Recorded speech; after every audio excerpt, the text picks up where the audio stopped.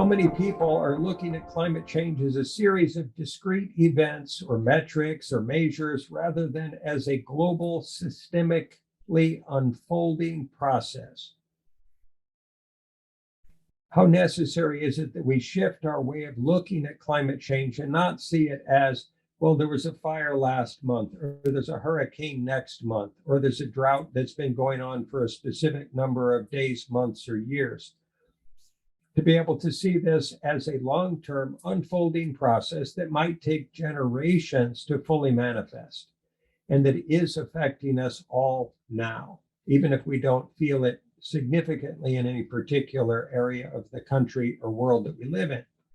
So we would suggest learning to shift out of this very natural human tendency, innate human tendency, to see climate change as a bunch of discrete weather patterns or events such as large chunks of the glaciers breaking off that we hear about in the news, to see it as a continuity and not as fragmented, discrete events. Human beings tend to focus on day-to-day experiences to the exclusion of seeing long-term unfolding dynamics, and thereby they are often not moved to necessary, sustained collective action.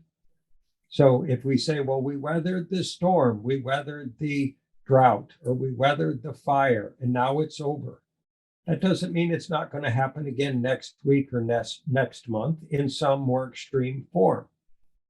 So this process of trying to focus on day-to-day experiences, just getting through the day, just paying the bills for this month or next month, or just ensuring that we have that which we need in the present moment, tends to obscure our capacity to see the continuity of the effects of climate change and to respond to them intelligently, collectively, and assertively, and in a sustained and resolute way.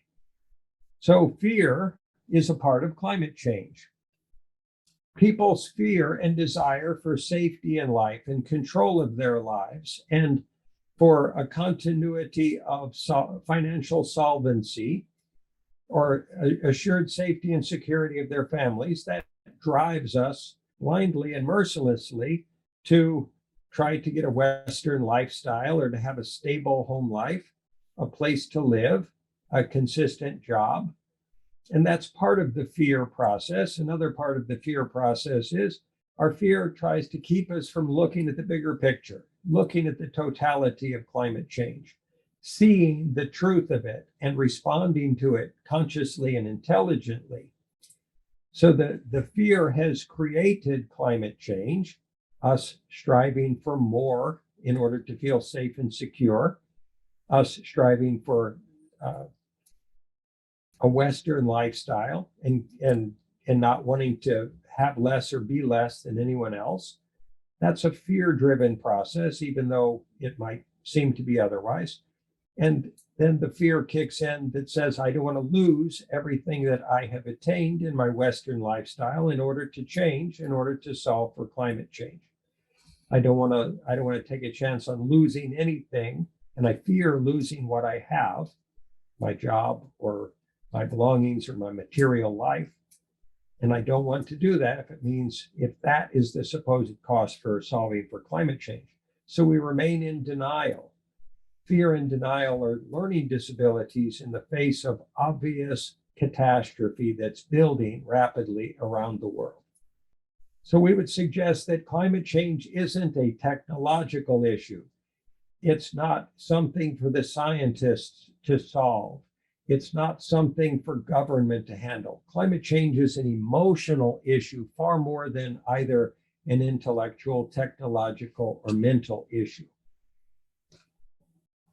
It takes courage to accept that to be true and to operate from this process of emotion, to be willing to feel what we feel, whether it's fear, denial, resentment, anger, hatred for the supposed generators of climate change.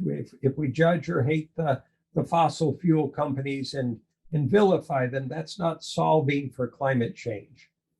The fear that drives anger, hatred, and resentment, we would suggest is an unnecessary byproduct of the dynamic for actually solving climate change. So we would suggest that climate change resolution is a process of global learning and transformation. We're not going to get it all by watching a YouTube video. We're not going to understand the totality of climate change on any given day through any particular educational process. It must be a continual dynamic of learning, and not just as individuals, as collectives, as nations, as cultures, as genders, as religions. All of us must choose resolutely and in a determined and focused and consistent way to understand what is necessary to be understood in order to work together to solve climate change and to transform the totality of the life process on this planet. Nothing less than that will do.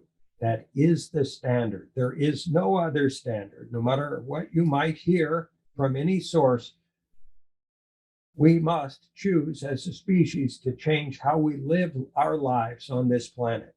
Chasing after a Western lifestyle is a death sentence for our species. We must now change.